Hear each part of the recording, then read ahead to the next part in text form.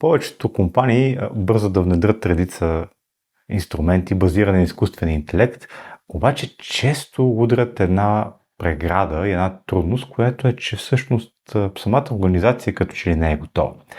Какво имам предвид?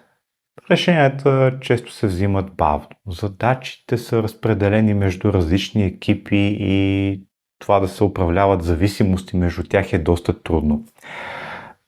Приоритетите се сменят често, понякога ежеседмично, понякога ежедневно. И ако на този фон ти сложиш изкуствен интелект, това, което е възможно да стане, е просто този хаос да се увеличи още повече. И това е наистина трудност.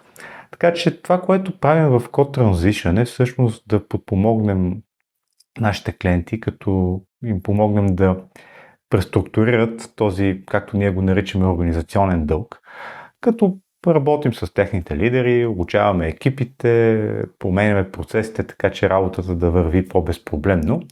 А за тази цел използваме, бих казал, текущия набор от най-добри практики в сферата на управлението, методологии като Flow Engineering, методологии като Enterprise Change Pattern, с чиято цел се стремим да направим трудностите видими и в последствие промяната устойчива.